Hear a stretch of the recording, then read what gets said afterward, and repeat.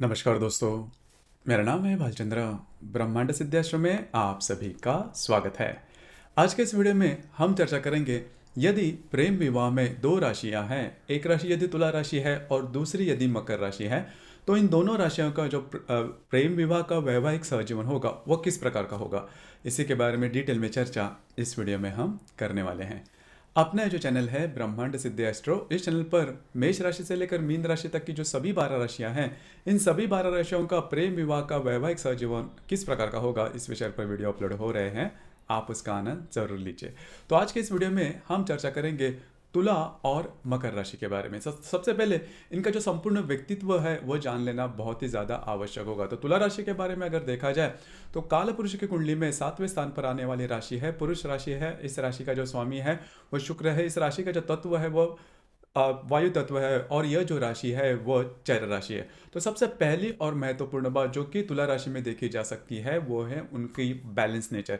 इसका जो चिन्ह है, इसका जो बोध चिन्ह है वो ही तराजू है। तो इससे आप जान सकते हो कि इनकी जो सभी जो एक्टिविटीज़ होती है, इनका जो संपूर्ण व्यक्तित्व होता है वो काफ़ी ज़्यादा बैलेंस होता है। मतलब प्रैक्टिकली और इमोशनली दोनों जो बातें जो कि जीवन में बहुत महत्वपूर्ण है, दोनों बातों में भी ये जो व्यक्ति होते हैं या फिर ये जो राशि होती है वो काफ़ी बैलेंस होते हैं। मतलब इमोशन के बारे में भी अगर देखा जाए तो काफ़ी ज़्यादा एक्सट्रीम पर नहीं जाती, या फिर प्रैक्टिकल नेचर में भी देखा जाए तो ये जो राशि है काफ़ी ज़्यादा एक्सट्रीम पर नहीं जाती। इसी वजह से इनको खुद को पता होता है कि इनकी जो लिमिटेशंस है वो कहाँ तक है, मतलब कहाँ रुकना है, किस प्रकार से आगे जाना है, इसके बारे में इनकी पूरी तरह से मालूमात होती है। सबसे पहली और महत्वपूर्ण बात इनके व्यक्तित्व के बारे में अगर देखा जाए तो इनका जो रहन सहन होता है वो काफ़ी नीट एंड क्लीन होता है। फैशन के बारे में भी देखा जाए तो सोबर फैशन ये करना पसंद करते हैं और फैशन को किस तरह से कैरी करना है वो इन्हें काफ़ी अच्छी तरीके से आता है। फैशन का जो सेंस होता है वो काफ़ी अच्छा इनमें देखा जा सकता है। बचपन से ही किस तरह से रहना है, किस मतलब कौन सी फैशन कैरी करनी, जो भी बातें हैं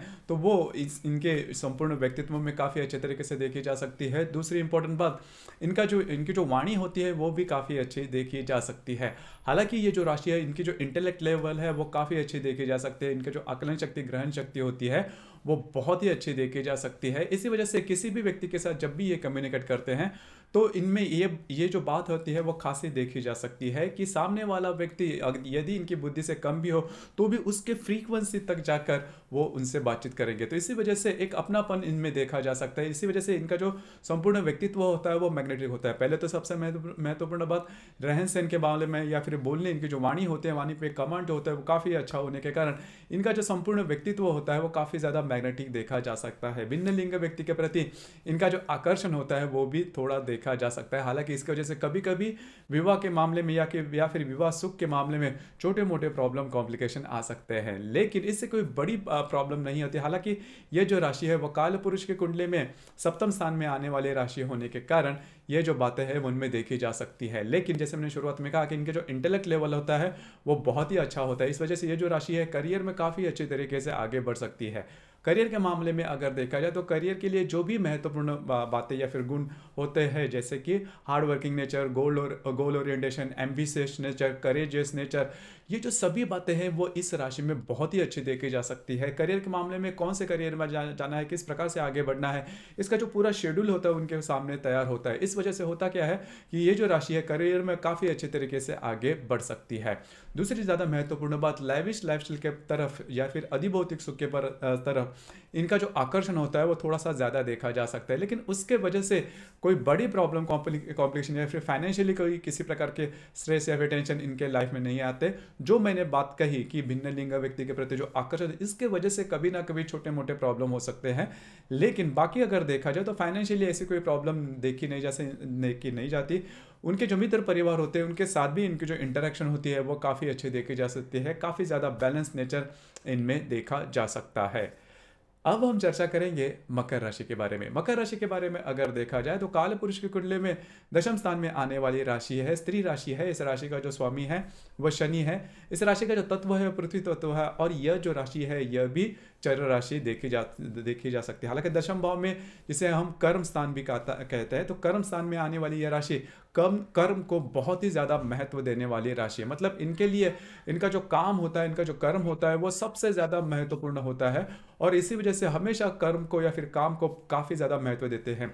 हालांकि बचपन से ही ऐसे ही हालत से ये गुजरते हैं जिसकी वजह से इनको पता होता है कि पैसों का महत्व क्या क्या है, पैसे किस तरह से खर्च करने हैं, कहाँ खर्च करने हैं, किस तरह से इन्वेस्टमेंट करनी है, इसके बारे में इनको काफ़ी अच्छे तरीके से मालूमात होती है। सबसे पहले इनका जो व्यक्तित्व होता है उसके बारे में देखा जाए तो इनका जो व्यक्तित्व होता है वो काफ़ी अच्छा देखा जा सकता है, अट्रैक्टिव होते हैं। और यहाँ पर मतलब मकर राशि में अगर देखा जाए तो उत्तराषाढ़ा, श्रवण और धनिष्ठा, ये 3 नक्षत्र जो मकर राशि में आते हैं, उसमें जो श्रवण नक्षत्र होता है वो काफ़ी अच्छा देखा जा सकता है। उनका जो व्यक्तित्व होता है वो काफ़ी अच्छा देखा जा सकता है, रहन सहन भी काफ़ी अच्छा देखा जा सकता है। हालांकि श्रवण नक्षत्र के बारे में अगर देखा जाए तो इनके ऊपर हमेशा किसी न किसी मतलब घर के जो व्यक्ति होते हैं उनकी किसी न किसी प्रकार की जो रिस्पॉन्सिबिलिटी होती है वो देखी जा सकती है। तो हमेशा थोड़े से मतलब बचपन से रिस्पॉन्सिबिलिटी लेके आगे चलना, ये बात इनमें देखी जा सकती है। लेकिन फाइनेंशियली वगैरह ये जो राशि है वो काफ़ी अच्छी तरीके से आगे बढ़ सकती है। इनके बारे में जैसे मैंने कहा, इनका जो वाणी होती है, इनका जो रहन सहन होता है वो वैसे देखा जाए तो काफ़ी अच्छा देखा जा सकता है, काफ़ी अच्छा होता है। लेकिन इसके लिए बहुत ज़्यादा पैसे खर्च बिल्कुल भी नहीं करेंगे। अकेली ये राशि यह इसके लिए काफ़ी खास देखी जा सकती है। उसी प्रकार वाणी के बारे में अगर देखा जाए तो वाणी के बारे में बहुत ज़्यादा डिप्लोमेटिक वगैरह ये जो राशि है वो देखी नहीं जाती। बाकी कई जो राशियाँ होती है थोड़ी सी डिप्लोमेटिक होती है और बहुत ज़्यादा डिप्लोमेटिक नहीं, बहुत ज़्यादा स्ट्रेट फॉरवर्ड भी नहीं, मतलब नॉर्मल होती है। इनका जो पूरा जो फोकस होता है वो करियर की तरफ ज़्यादा होता है, काम की तरफ ज़्यादा होता है। बहुत ही ज़्यादा हार्डवर्किंग यह राशि देखी जा सकती है। मतलब ये चाहे कितना भी प्रकार का हार्डवर्क क्यों ना करते हो, लेकिन कभी भी आपको बोल के नहीं सुनेंगे। लेकिन आप अगर इनका काम देखो तो आपको पता चलेगा कि किस तरह से वो काम करते हैं, किस प्रकार से हार्डवर्किंग नेचर में देखा जा सकता है। स्टेप बाय स्टेप जीवन में आगे बढ़ते हैं। इनके जो गोल ओरिएंटेशन होते हैं वो बहुत लार्जर देन लाइफ जिसे कहते हैं उस प्रकार के नहीं होते। धीरे धीरे आगे बढ़ने में ही ये जो राशि है वो काफ़ी ज़्यादा खुद को पसंद करती है।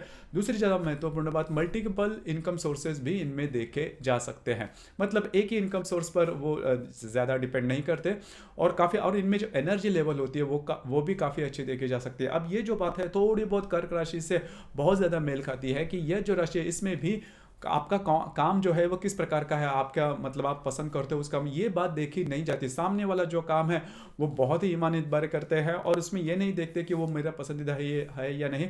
पूरे डेडिकेशन के साथ ये जो राशि है वो काम करती है और जीवन में करीबन 40-45 साल तक ये जो राशि है पूर्णतः सेटल होते हैं। हालांकि ये जो उम्र है थोड़ी आगे की है, लेकिन इनकी ये जो ग्राफ होता है, करियर का जो ग्राफ होता है कभी नीचे नहीं आता, या फिर फाइनेंस का जो ग्राफ होता है वो भी कभी नीचे नहीं आता, क्योंकि उन्हें पता होता है कि पैसे किस तरह से अर्न करने हैं और सबसे इंपॉर्टेंट बात किस तरह से बचाने हैं और इन्वेस्ट करनी है। तो ये जो बातें हैं वो इस राशि में बहुत ही अच्छी देखी जा सकती है।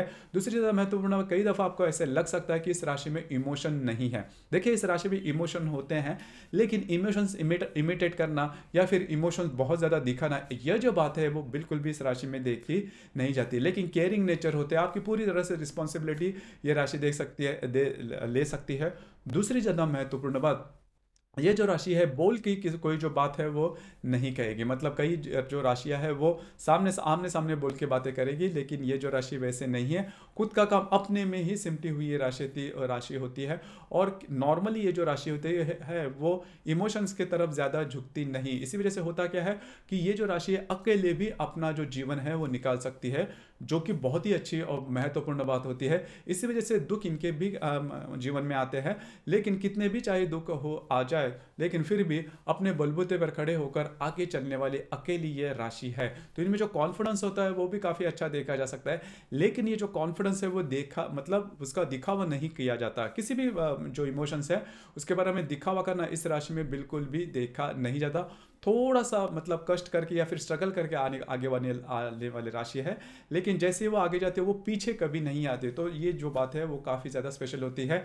और करियर के लिए, हालांकि इनका जो पूरा जीवन होता है वो करियर के लिए ही डेडिकेटेड होता है, तो करियर के लिए जो भी रिक्वायरमेंट होती है, मतलब हार्ड वर्किंग, गोल ओरिएंटेशन, एम्बिशियस, एम्बिशन तो ज़्यादा नहीं देखी जाती, लेकिन गोल ओरिएंटेशन और जिसे हम करेजियस वगैरह नेचर, वो काफ़ी अच्छा देखा जाता है। हार्ड वर्किंग नेचर तो बहुत ही अच्छा देखा जाता है, कई घंटों तक ये जो राशि है वो काम कर सकती है कंटिन्यूस। तो ये बात होती है मकर राशि में। तो जैसे हम चर्चा कर रहे थे कि यदि तुला राशि और मकर राशि यदि प्रेम विवाह में हो गए, तो इनके जो बेसिक कोई जो गुण है वो काफ़ी ज़्यादा सेम है, मतलब hard working nature, goal orientation या फिर काम को ज़्यादा, लेकिन काफ़ी बाकी जो बातें हैं उसमें थोड़ा सा डिफरेंस देखा जा सकता है। जैसे कि जो तुला राशि है वो थोड़ा सा लाइविश लाइफस्टाइल जीना पसंद करती है। अब ये जो बात है वो मकर राशि में देखी नहीं जाती।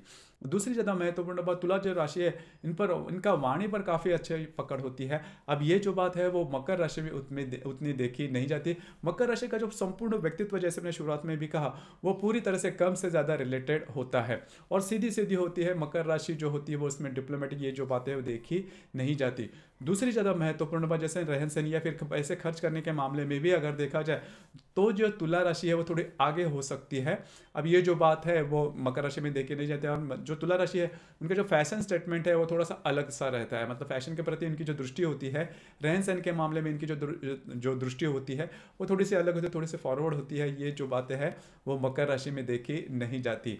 हालांकि ये जो बातें हैं इससे कोई बड़ी ज़्यादा प्रॉब्लम, कॉम्प्लिकेशंस आपके विवाह सुख में देखी नहीं जा सकती। सिर्फ जो प्रैक्टिकल वाला मामला है, मतलब पैसे कहाँ खर्च करने, कैसे करने, इसके आधार पर या फिर इसकी यह पॉइंट है, इसके आधार पर छोटे छोटे मोटे प्रॉब्लम देखे जा सकते हैं, लेकिन बड़ी कोई दिक्कत नहीं आती। दूसरी ज़्यादा महत्वपूर्ण बात लैंगिक सुख के बारे में। लैंगिक सुख के बारे में अगर देखा जाए तो जो तुला राशि है उसके बारे में मैंने शुरुआत में जैसे कहा कि भिन्न लिंग के व्यक्ति के प्रति इनका जो आकर्षण होता है वो काफ़ी अच्छा देखा जा सकता है। तो वही जो बात है वो लैंगिक सुख में भी देखी जा सकती है।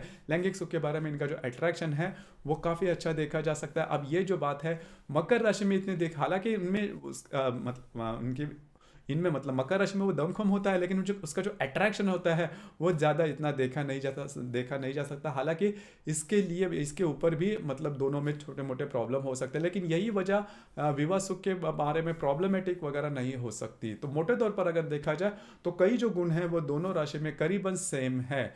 इसके बावजूद अगर कोई प्रॉब्लम, कॉम्प्लिकेशंस आपको विवाह सुख में आते हैं तो आपकी जो कुंडली है वो देखनी ज़्यादा आवश्यक होती है, क्योंकि ये जो राशि है सिर्फ और सिर्फ चंद्रमा के ऊपर आधारित होती है। हर जो कुंडली होती है उसमें चंद्रमा के अतिरिक्त बाकी 11 ग्रह भी होते हैं और वो अपने अपने तरीके से कुंडली पर असर देते हैं। वो कौन से होते हैं, किस प्रकार के होते हैं, वो जो आपकी जो कुंडली है वो देखकर उसके बारे में ज़्यादा कहा जा सकता है।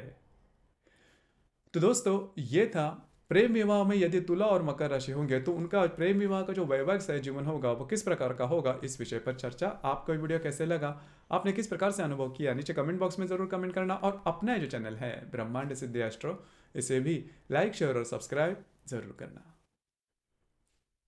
धन्यवाद।